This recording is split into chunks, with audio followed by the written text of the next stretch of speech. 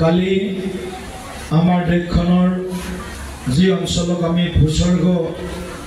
ৰূপে জানো কাশ্মীৰ এই কাশ্মীৰত পেহেলগামত 1 কোটিতকৈ অধিক নিৰীহ লোকক বৰ্বৰভাৱে মৌলবাদী উগ্ৰবাদীয়ে যিদৰে হত্যা কৰিলে সেই বৰ্বৰ কাণ্ডক আজি আমি এই মঞ্চৰ পৰাই তীব্ৰ ধিক্কাৰ দিছোঁ আৰু আমি ভাৰত চৰকাৰক এই মঞ্চৰ পৰা আহ্বান জনাইছোঁ এই বৰ্বৰ উগ্ৰবাদী যিসকলে এই ঘটনাত এই কাপুৰুষালীত জড়িত হৈছে সেইসকলক এজন এজনকৈ বিচাৰি উলিয়াই কঠোৰতম আৰু দৃষ্টান্তমূলক শাস্তি দিব লাগে। ইতিমধ্যে মাননীয় প্ৰধানমন্ত্ৰী ডাঙৰীয়াই তেখেতৰ ভ্ৰমণ চমু কৰি যোৱা নিশাই আমাৰ স্বদেশত দিল্লীত উপস্থিত হৈছে আৰু যোৱা নিশাই আমাৰ শক্তিশালী গৃহমন্ত্ৰী অমিত শ্বাহ ডাঙৰীয়া কাশ্মীৰত গৈ উপস্থিত হৈছে আৰু এই মুহূৰ্তত যি স্থানত যোৱাকালি এই বৰ্বৰ আক্ৰমণ হৈছিল পেহেলগামত সেই স্থানত এই মুহূৰ্তত অমিত শ্বাহ ডাঙৰীয়াই গোটেই ঘটনাটো কেনেদৰে হৈছিল তাৰ প্ৰত্যক্ষ গোটেই বিষয়বিলাক চোৱা চিতা কৰাৰ বাবে পেহেলগামত গৈ উপস্থিত হৈ গোটেই ঘটনাটোৰ পৰৱৰ্তী সময়ৰ পৰিস্থিতি নিৰীক্ষণ কৰিছে। যিহেতু আমাৰ সাংবিধানিক কিছু দায়িত্ব আছে আৰু নিৰ্বাচনী যি ৰাজনীতি এই ৰাজনীতিটো আমি চলাই লৈ যাবই লাগিব। গতিকে আমি এই গোটেই ঘটনাটোত নিৰীহ যিসকল ব্যক্তি নিহত হ'ল প্ৰাণ দিব লগা হ'ল প্ৰতিগৰাকী ব্যক্তিৰ আত্মাৰ সদ্গতিৰ বাবে আমি ঈশ্বৰৰ ওচৰত প্ৰাৰ্থনা জনাইছোঁ। এই সমষ্টিসমূহক ইতিমধ্যে আমি ভাৰতীয় জনতা পাৰ্টীৰ মনোনীত প্ৰাৰ্থী হিচাপে আৰু NDA সমৰ্থিত প্ৰাৰ্থী হিচাপে আমি 4গৰাকী জিলা পৰিষদৰ প্ৰাৰ্থিত্ব আমি আগবঢ়াইছোঁ। ইয়াৰ লগে লগে 17জনকৈ যি আমাৰ আঞ্চলিক পঞ্চায়তৰ যি সদস্য পদ আছে তাৰ বাবেও আমি 17গৰাকী প্ৰাৰ্থীক আমি প্ৰাৰ্থিত্ব আগবঢ়াইছোঁ আৰু আমি আশাবাদী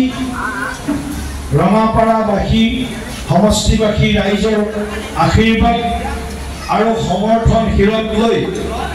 প্ৰতিগৰাকী জিলা পৰিষদ আৰু আঞ্চলিক পৰিষদৰ প্ৰাৰ্থীয়ে বিপুল ভোটত জয়লাভ কৰি ৰাইজৰ সেৱা কৰাৰ বাবে আজিৰ এই সভাতে সংকল্প গ্ৰহণ কৰিব। ৰঙাপাৰা সমষ্টি বিভিন্ন জাতি জনগোষ্ঠীৰ সমষ্টি আদিবাসী চাহ বাগিচা অঞ্চলৰ পৰা আৰম্ভ কৰি বিভিন্ন অসমীয়া ভাষা ভাষী যিসকল আৰু জাতি জনগোষ্ঠী আছে সকলোৱে মিলি হিন্দু মুছলমান সকলোৱে মিলি এই আমি সমষ্টিটোক নতুনকৈ নৰূপত সজাই পৰাই তোলাৰ কাৰণে আমাৰ প্ৰধানমন্ত্ৰী নৰেন্দ্ৰ মোদী ডাঙৰীয়াৰ আশীৰ্বাদত আৰু অসমৰ সৰ্বকালৰ এগৰাকী জনপ্ৰিয় কৰ্মদক্ষ ভৱিষ্যদৰ্শী মুখ্যমন্ত্ৰী ডক্টৰ হিমন্ত বিশ্ব শৰ্মা ডাঙৰীয়াৰ বলিষ্ঠ নেতৃত্বত আমি এই সমষ্টিটোক অসমৰ 126টা বিধানসভা সমষ্টিৰ ভিতৰত অন্যতম এটা উন্নত সমষ্টি হিচাপে গঢ়ি তোলাৰ লক্ষ্যৰে আমি কাম কৰি আছো। বিভিন্ন উন্নয়নৰ কাম আমি আৰম্ভ কৰিছোঁ আৰু এই কামৰ পৰিণতিত আজি আমি দেখিছোঁ যে ৰঙাপাৰা সমষ্টিত এটা সময়ত হয়তো ৰাস্তা ঘাটৰ কোনো সুব্যৱস্থা নাছিল। আমাৰ আদিবাসী চাহ বাগিচা অঞ্চলত বসবাস কৰা আমাৰ ভাই ভনীসকলক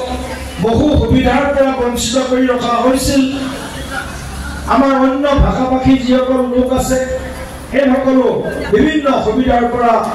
বিশেষভাৱে গ্ৰামাঞ্চলৰ লোকসকল বঞ্চিত কৰি ৰখা হৈছিল। আজি তাৰ বিপৰীতে এখন উন্নয়নৰ প্ৰতিশ্ৰুতি আৰু অনিৰুদ্ধ উন্নয়নৰ প্ৰগতিৰ যিটো যাত্ৰা আমাৰ দিনত আৰম্ভ হৈছে,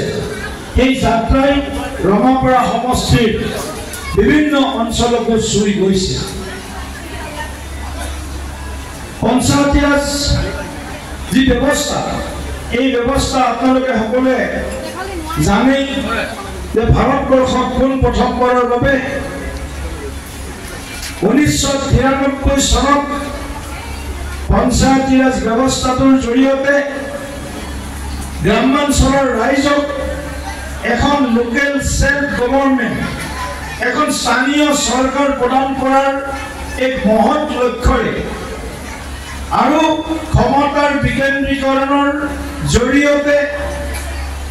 এখন দুৰ্নীতিমুক্ত আৰু তৃণমূল পৰ্যায়ত গণতন্ত্ৰক শক্তিশালী কৰিব পৰা, লগতে সামুদায়িক যি সৰ্বাংগীন বিকাশ গ্ৰামাঞ্চলৰ, সেই লক্ষ্যক সন্মুখত ৰাখি এই পঞ্চায়তী ৰাজ ব্যৱস্থা 1993 চনৰ পৰা আমাৰ দেশত আৰম্ভ হৈছিল। 1992 চনত পঞ্চায়তী ৰাজ আইন প্ৰণয়ন কৰা হৈছিল। দেশৰ সংবিধানৰ 73 সংখ্যক সংবিধান সংশোধনীৰ জৰিয়তে। আৰু আজি আমি দেখিবলৈ পাইছো ভাৰতবৰ্ষত প্ৰায় 6.5 লাখখন গাঁও আছে আৰু অসমত প্ৰায় 26,500খন গাঁও আছে। একেবাৰে গাঁৱৰ পৰা আৰম্ভ কৰি ইয়াৰ অন্তৰ্গত চাহ বাগিচা হওক, চৰ হওক, পাহাৰ হওক, ভৈয়াম হওক, দক্ষিণ অসম হওক, উত্তৰ অসম হওক, উজনি অসম হওক, নামনি অসম হওক, সমগ্ৰ অসমত পঞ্চায়তী ৰাজ ব্যৱস্থাটোক আৰু অধিক শক্তিশালী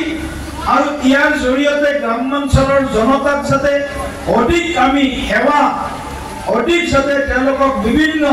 সা সুবিধাৰে পৰিপূৰ্ণ কৰিব পাৰোঁ, সেই লক্ষ্যৰে এইবাৰ ভাৰতীয় জনতা পাৰ্টীয়ে সমগ্ৰ অসমত সহযোগী মিত্ৰ দলৰ সৈতে NDA হিচাপে এই পঞ্চায়ত নিৰ্বাচনত আমি অৱতীৰ্ণ হৈছোঁ। আপোনালোকক জনাবলৈ পাই আমি আনন্দিত হৈছোঁ, বা আপোনালোকে ইতিমধ্যে কিছু পৰিমাণে খবৰ পাইছে যে সমগ্ৰ অসমৰ 397খন জিলা পৰিষদৰ ভিতৰত ভাৰতীয় জনতা পাৰ্টীয়ে 32খন আসনত আৰু অসম গণ পৰিষদ দলে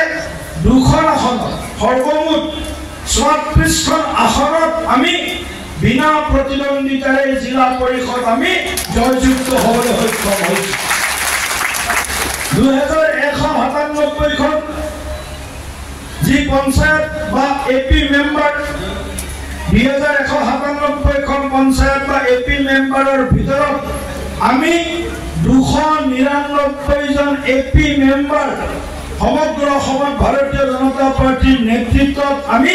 বিনা প্ৰতিদ্বন্দ্বিতাৰে নিৰ্বাচিত হোৱাত সফলতা অৰ্জন কৰিছোঁ। শৰ্মা ডাঙৰীয়াৰ ওপৰত আৰু ভাৰতীয় জনতা পাৰ্টীৰ ওপৰত বিশেষ আস্থা আৰু বিশ্বাস পূৰ্বত যি আছিল তাতোকৈ এতিয়া লাহে লাহে পৰ্যায়ক্ৰমে বৃদ্ধি হোৱাৰহে আমি পৰিৱেশ পৰিস্থিতি আমি নিজ চকুৰে দেখিবলৈ পোৱা আৰম্ভ কৰিছোঁ। কাৰণ কিয়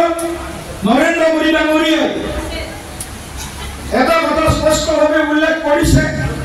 যে ৰাষ্ট্ৰৰ যদি উত্থান হ'ব লাগে, দেশৰ যদি উন্নয়ন হ'ব লাগে, তেনেহ'লে গাঁৱৰ উন্নয়নটো প্ৰথম আৰু প্ৰাথমিক বিষয়। গাঁৱৰ উন্নয়ন হ'লেহে, চাহ বাগিচাৰ উন্নয়ন হ'লেহে,